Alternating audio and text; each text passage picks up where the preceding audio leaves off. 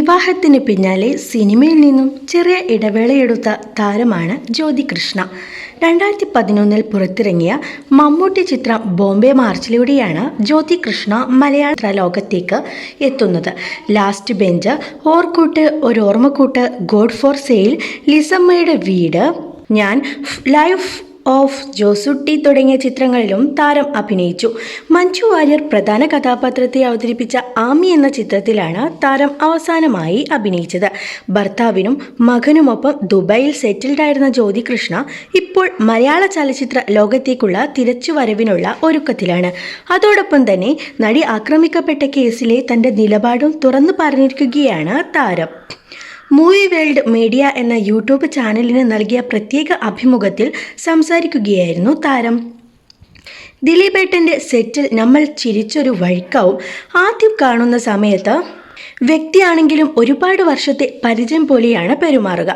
നാട്ടിലെ ഷൂട്ടിംഗ് സമയത്ത് പരിചയപ്പെടാൻ അധികം സൗകര്യം ഉണ്ടായിരുന്നില്ല. വിദേശത്തായിരുന്നപ്പോൾ അതെല്ലാം മാറിയെന്നും ജ്യോതികൃഷ്ണ പറയുന്നു. ഞാൻ ആദ്യം മുതലേ എടുത്ത ഒരു നിലപാടുണ്ട്. ദിലീപേട്ടനെ എവിടെയും ഞാൻ തള്ളി പറഞ്ഞിട്ടില്ല. സത്യം തെളിയണം എന്നാണ് ഞാൻ പറഞ്ഞിട്ടുള്ളത്. ദിലീപേട്ടൻ കുറ്റകൃത്യം ചെയ്തു എന്ന് ഞാൻ എവിടെയും പറഞ്ഞിട്ടില്ല. എനിക്ക് അറിയാത്ത ഒരു കാര്യമാണ്. അറിയാത്ത കാര്യത്തിൽ നമ്മൾ പറഞ്ഞിട്ടുമുണ്ട്. എൻ്റെ മനസ്സ് പറയുന്നത് ദിലീപേട്ടൻ അത് ചെയ്യില്ല എന്നാണ്. അത് എൻ്റെ വ്യക്തിപരമായ വിശ്വാസമാണ്. ഇപ്പോഴും വിശ്വസിക്കുന്നത് ദിലീപേട്ടൻ ചെയ്തിട്ടില്ല എന്നു തന്നെയാണ്. അത് തെളിയേണ്ട ഒരു സംഭവമാണെന്നും താരം വ്യക്തമാക്കുന്നു. ഒരു തവണയെങ്കിൽ മഞ്ജു ചേച്ചിയുമായി വർക്ക് ചെയ്യുക എന്നുള്ളത് എൻ്റെ ഒരു സ്വപ്നമായിരുന്നു. ആമിയിലൂടെ അത് സാധിച്ചു. മറ്റ് താരങ്ങളോടൊപ്പം വർക്ക് ചെയ്തപ്പോഴൊന്നും എനിക്കൊരു ടെൻഷനും ഉണ്ടായിരുന്നില്ല. എന്നാൽ മഞ്ജു ചേച്ചി നേരെ മുൻപിൽ വന്നപ്പോൾ എനിക്കാകെ ടെൻഷൻ വന്നു. അഭിനയിക്കേണ്ടതൊക്കെ മറന്നുപോയി. പക്ഷേ ചേച്ചി വളരെ സിമ്പിളാണ്. മഞ്ജു ചേച്ചിക്ക് ഇടയ്ക്ക് മെസ്സേജ് അയക്കുകയും പിറന്നാൾ ആശംസകൾ അറിയിക്കുമാറുണ്ട്. നിയമപരമായി നിൽക്കുന്നവർക്കാണ് സിനിമയിൽ കൂടുതൽ അവസരം കിട്ടുന്നതെന്നാണ് എനിക്ക് തോന്നുന്നത്. എന്നാൽ പുതിയ തലമുറയിലെ പെൺകുട്ടികൾ വളരെ ബോൾഡാണ്.